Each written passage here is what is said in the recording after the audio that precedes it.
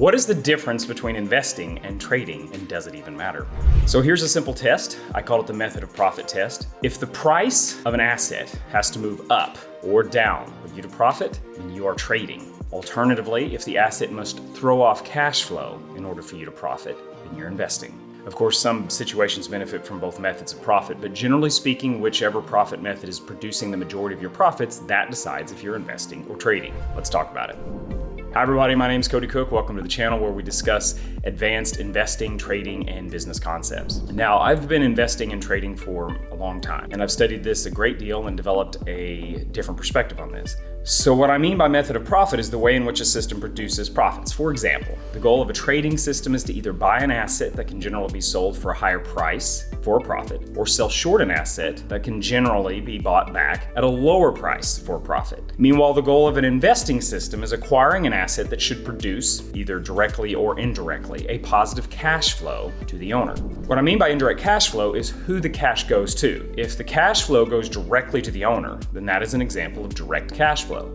If the cash flow is instead somehow retained in the asset in order to grow that asset further, then that is a case of indirect cash flow. Using a more specific example, if a business you own retained all of its earnings to reinvest in that business to grow, that would be a case of indirect cash flow. Versus if that same business instead paid out profits to you, let's say in the form of a dividend, that would be a case of direct cash flow. In either case, the cash flow is what is most important, and therefore it would be considered investing. Some assets do not produce a cash flow in and of themselves, so technically it's only possible to trade them. Some examples of this would be precious metals like gold, options contracts, commodity futures contracts, contracts for differences, currencies, crypto assets. A real estate fix and flip would be considered a trade. Let's say owning raw land that is not being leased out could be considered a trade. Even trading short-term holding periods of publicly traded stocks or bonds, because in the short term, the cash flow they produce is insignificant. It is interesting to note that actually most businesses use a form of arbitrage trading through buying inventory from various suppliers or manufacturing inventory and reselling that inventory at a higher price. Other asset types actually produce a cash flow and so are more conducive to investing systems. Some examples would be investing in longer-term holdings of stocks or bonds, owning or investing in private businesses that currently produce cash flow, investing in royalties such as music or book or movie, oil and gas well royalties. Real estate leasing is an example of investing. Private lending, such as peer-to-peer lending, can produce a lot of cash flow and so therefore is investing. Even bank certificates of deposit, CDs, for example, would be a form of investing. What is interesting about cash flowing assets is that in most cases, you really do not need an active secondary market of buying and selling that asset in order to profit from that asset. Instead, the asset simply produces profits all on its own and doesn't require an active secondary market to profit from it. Whereas in trading systems, an active secondary market is required to profit. With investing, it's possible the market can be completely closed or highly illiquid and still profit from the cash flow being produced. Ironically, not to confuse the point too much, but if someone has a solid trading system that consistently throws off profits, in other words, the trading system can produce regular cash flow in and of itself, it's actually possible to then invest in a trading system. This is what hedge fund investors are technically doing, as well as many legends of Wall Street have done over the years. By investing in a basket of uncorrelated trading systems, I have seen impressive results be achieved. An example of this would be Jim Simon's Medallion Fund, which has produced an average annual profit of about 66% per year since 1988 through trading many short-term systems simultaneously. Now, there is another common way people differentiate investing and trading, and that is through time frame, or the holding period of the asset. As a general rule, if the average holding period of a system is less than a year, then it can usually be considered a trading system. Holding periods longer than a year are often considered investing systems. In many countries, this is often represented in the tax laws. Holding periods of less than a year are taxed differently than holding periods of longer than a year. You will often hear many traders identify themselves as day traders or swing traders or position traders, and these are actually time frame related identifiers. For example, and in most cases, swing trades last just a few days to a few weeks. Position trades usually last a month or more.